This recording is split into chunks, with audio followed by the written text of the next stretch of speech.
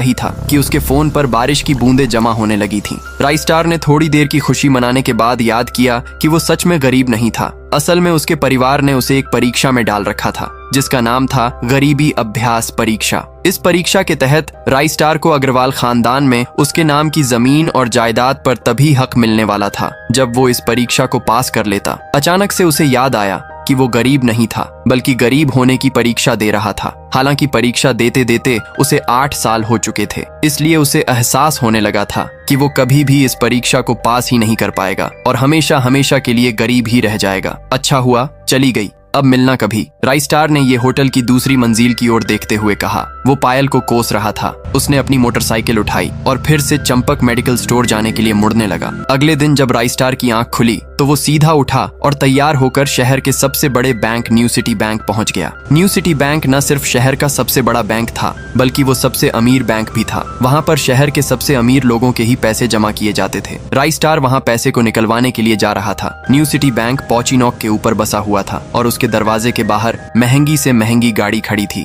भाई, अब मैं इसमें से कौन सी नई गाड़ी लूंगा? राइस्टार ने मन ही मन में सोचा। उसे यकीन ही नहीं हो रहा था कि कल तक तो वो एक मोटरसाइकिल तक नहीं खरीद पा रहा था और आज वो एक कार, और वो भी इतनी महंगी कार खरीदने की सोच रहा था। फिर उसने अपनी नजर गाड़ी पर से हटाई और बैंक के अंदर जाने लगा। उसने देखा कि बाहर बहुत भीड़ थी और महंगे से महंगे कपड़े पहने लोग बैंक के अंदर जा रहे थे। कहाँ दवाओं की बदबू और कहाँ ये खुशबू। उसने एक बहुत ही गहरी सांस के अंदर ज्यादा से ज्यादा खुशबू को समेटने की कोशिश करते हुए अपने मन में सोचा, लेकिन अगले ही पल उसके मन में संकोच पैदा हो गया था कि रातों रात राइस्टार की किस्मत तो बदल गई थी लेकिन उसके कपड़े नहीं बदल पाए थे। इतने बड़े बैंक में वो वही कपड़े पहनकर आ गया था जो वो अक्सर अपने काम पर पहनकर जाता था। पैसे लेते ही ना सबसे पहले नए कपड़े खरीदने हैं, राइस्टार ने अपने आप से कहा और फिर बैंक के अंदर दाखिल होने लगा। जैसे ही उसने दरवाजे को धक्का दिया उसे आवाज आई। राइस्टार थोड़ा सा हड़बड़ी में दिखाई दे रहा था और इस जल्दबाजी के चक्कर में वो एक लंबे बाल वाली लड़की से जा टकराया था जो कि उसके बगल में ही चल रही थी। माफ करना, मैं आपको देख नहीं पाया, सॉरी। राइस्टार ने तुरंत उससे हाथ जोड़कर माफी मांगते हुए कहा। उस लड़की ने इतने अच्छे कपड़े पहन रखे थे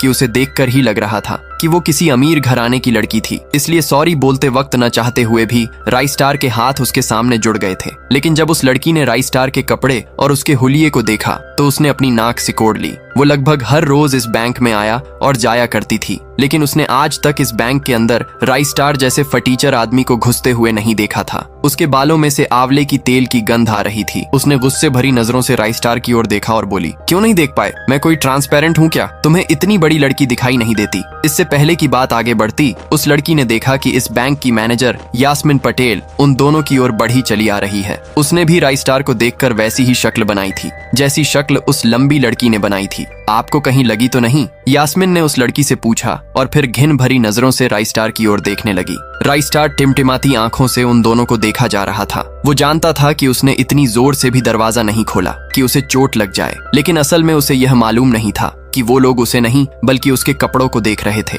यास्मिन ने राइस्टार को ऊपर से नीचे तक देखा और ना जाने उसके मन में क्यों शक पैदा हो गया। क्या आप मुझे बता सकते हैं कि आप यहाँ पर किस काम से आए हैं? यास्मिन ने बड़ी मुश्किल से अपने चेहरे पर एक मुस्कान लाते हुए कहा। वो उसका हुलिया देखकर ही समझ गई थी कि वो यहाँ का कस्टमर तो नहीं था। राइस्टार ने अपने आप को संभाला और कहा, हाँ, वो मैं अपना पैसा निकलवाने के लिए आया था। पैसे निकलवाने के लिए आए हो? यास्मिन ने राइस्टार की बात को ही दोहराते हुए कहा। वैसे तो वो राइस्टार की बात पर जोर से हंसना चाहती थी, लेकिन उसने अपने आप को थोड़ा सा काबू में कर लिया था। राइस्टार की बात सुनकर उसे लग रहा था कि वो कोई पागल था जो यहाँ जबरदस्ती घुसा चला आ रहा था। हाँ, तो क्या आपके पास कार्ड है? यास्मिन ने उससे आगे पूछा। न्यू सिटी बैंक का कार्ड हासिल करना एक बहुत ही मुश्किल भरा काम था। अगर किसी को भी उस बैंक का कार्ड लेना था तो सबसे पहले उस आदमी को अपने खाते में कम से कम 5 लाख रुपए जमा करवा कर रखने पड़ते थे, तब जाकर उसे कहीं कार्ड मिलता था। लेकिन राइस्टार तो पहली बार ही यहाँ आ रहा था, इसलिए उसके पास कार्ड होने की कोई संभावना ही नहीं थी। राइस्टार जब यास्मिन के सवाल का जवाब नहीं दे पाया तो यास्मिन ने फिर से उससे पूछा, मैं पूछ रही हूँ कि आपके पास कार्ड है क्या?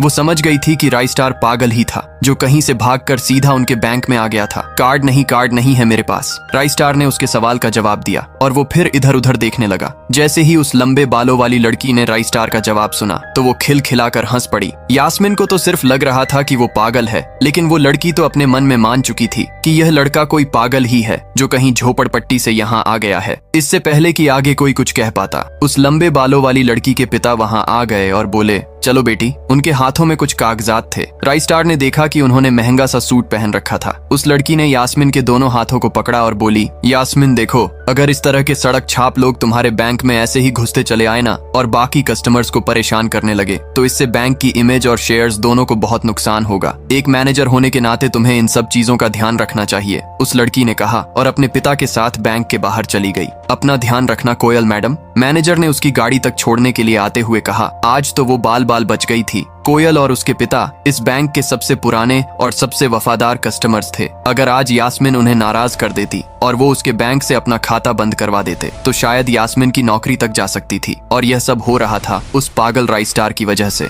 इसे जल्द से जल्द यहाँ से भगाना पड़ेगा, यास्मीन ने अपने आप से कहा और फिर बैंक के अंदर आने लगी। यास्मीन उसे अपने बैंक से बाहर निकालने के तरीके के बारे में सोच रही थी, मगर जैसे ही वो बैंक में दाखिल हुई तो उसने देखा कि राइस्टार वहाँ था ही नहीं। अरे अब ये कहाँ चला गया, उसने अपने आप से पूछा और इधर उधर देखने लगी, लेकिन राइस्टार वहाँ भी नहीं था। यास्मीन को अच्छे से पता था कि वह उसके सामने तो बाहर नहीं निकला था। इसका मतलब था कि वो बैंक के अंदर ही था, लेकिन यास्मीन उसे ढूंढ नहीं पा रही थी। कुछ देर तक बैंक के सारे कोनों को देख लेने के बाद यास्मीन को लगा कि राइस्टार यहाँ बहुत ही असहज महसूस कर रहा होगा और जब वो कोयल को दरवाजे तक छोड़ने के लिए आई तब उसके पीछे पीछे वो भी निकल गया होगा। चलो जान बची, यास्मीन ने अपने आप से कहा और अपने केबिन में आकर बैठ गई। जैसे ही उसने आज के दिन की पहली फाइल उठाई थी उसे किसी एक की झलक दिखी। ये कोई और नहीं बल्कि राइस्टार ही था। अरे ये कहाँ छिपा हुआ था, यास्मीन ने अपने आप से ही कहा और तुरंत फाइल को टेबल पर रखकर वो ऑफिस के लिए बाहर आ गई। उसने देखा कि राइस्टार बैंक के वीआईपी लॉन्च के बाहर खड़ा था। उसके खंबे के आड़ की वजह से वो यास्मीन की नजर से बाहर हो गया था। अब यास्मीन को तो वो मिल गया था, लेकिन उसके लिए इससे भी बड़ी एक और मुसीबत खड़ी हो गई थी। राइस्टार जिस कमरे के बाहर अभी खड़ा था उस कमरे के अंदर शहर के सभी रईस लोगों का उठना बैठना था। बैंक के सिलसिले में या किसी दूसरे काम के सिलसिले में वो सभी लोग यहीं आकर बात किया करते थे। उस कमरे के अंदर जो लोग बैठे थे उन सबके करोड़ों रुपए इस बैंक के खाते में जमा थे। अब अगर ऐसे में राइस्टार वहां घुस जाता तो सब लोग मिलकर यास्मीन की गर्दन पर चढ़ जाते। रुको, जहां हो वहीं खड़े रहो, यास्मीन जोर से साथ ही गुस्से से चिल्लाई। बाकी के लोग जो वहां खड़े थे वो यास्मीन की ये चीख सुनकर डर गए थे। कुछ लोगों को उसकी इतनी जोर से आवाज करने की वजह से गुस्सा भी आ गया था और यास्मीन सबसे मुस्कुराते हुए माफी मांगकर आगे बढ़ती जा रही थी। वो राइस्टार को किसी भी तरह से उस कमरे में जाने से रोकना चाहती थी, लेकिन उससे पहले ही वो उस कमरे के अंदर दाखिल हो चुका था। अरे यार, ये आदमी है या गधा, यास्मीन ने अपना ही सिर पीटते हुए कहा और वो भी उस कमरे के दरवाजे की ओर बढ़ने लगी। उसने उस कमरे का दरवाजा खोलने की कोशिश की, लेकिन वो अंदर से लॉक हो गया था। बाप रे, ये कैसा आदमी है, बिना परमिशन के अंदर घुसा तो गुस्सा, लेकिन दरवाजा भी अंदर से बंद कर लिया। अब यास्मीन की सांसें फूलती जा रही थी। उसे बहुत डर लग रहा था।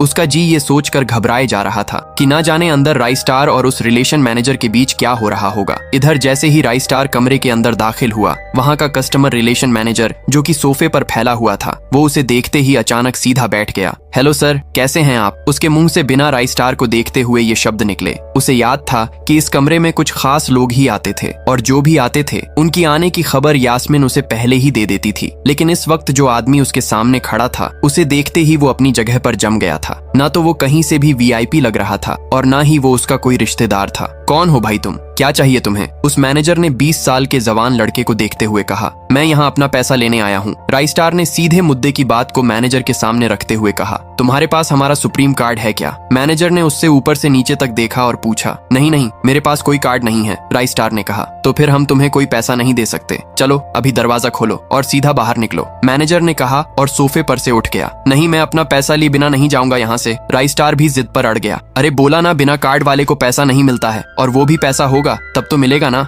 मैनेजर ने उसके करीब आते हुए कहा। अरे पैसा है तभी तो निकालने आया हूँ सर, राइस्टार ने कहा। देख, फालतू की बहस मत कर सुबह सुबह, वरना मैं सिक्योरिटी को बुला लूंगा तो वो लोग मार मार कर बाहर निकालेंगे तुझे। राइस्टार ये सुनकर घबरा गया था। मैनेजर के चेहरे का गुस्सा उसे साफ नजर आ रहा था, लेकिन ऐसा भी नहीं था कि वो झूठ बोल रहा था। भले ही उसके पास कार्ड नहीं था, लेकिन इसका मतलब ये नहीं था कि वो अग्रवाल खानदान का लड़का नहीं था। जैसे जैसे मैनेजर उसकी ओर बढ़ता चला जा रहा था, राइस्टार का डर भी बढ़ता जा रहा था। मैनेजर को लग रहा था कि वो कोई सनकी था और वो उसे धक्का मारकर बाहर निकालने के लिए आगे बढ़ ही रहा था कि अचानक घबराए हुए राइस्टार के दिमाग में एक आइडिया आया। फिंगरप्रिंट। उसने अपना अंगूठा कमरे में मौजूद मैनेजर के सामने उठाते हुए कहा। फिंगरप्रिंट? कौन से फिंगरप्रिंट? मैनेजर ने चौंकते हुए पूछा। अरे आपने कहा ना कि आपको कार्ड चाहिए, पर मेरे पास कार्ड नहीं है, फिंगरप्रिंट है, और मुझे मालूम है कि आपके यहाँ फिंगरप्रिंट से भी पैसे निकलते हैं। ये कहते ही राइस्टार ने एक राहत की सांस ली, लेकिन मैनेजर को यह समझ नहीं आ रहा था कि आखिर राइस्टार को फिंगरप्रिंट की जानकारी मिली कैसे। तुम फिंगरप्रिंट यूज करना चाहते हो? मैनेजर ने राइस्टार को घूरते हुए पूछा। राइस्टार की शक्ल और उसका हुलिया मैनेजर के लिए उसकी बातों से मेल नहीं खा रहा था। हाँ, मैं फिंगरप्रिंट यूज करना चाहता हूँ सर, राइस्टार ने सीना चौड़ा करते हुए कहा। उसे इस तरह देख तो मैनेजर और भी कंफ्यूज हो गया था। मैनेजर ने सोचा कि उसे एक चांस देना चाहिए, इसलिए उसने राइस्टार को फिंगरप्रिंट इस्तेमाल करने की इजाजत दे दी थी।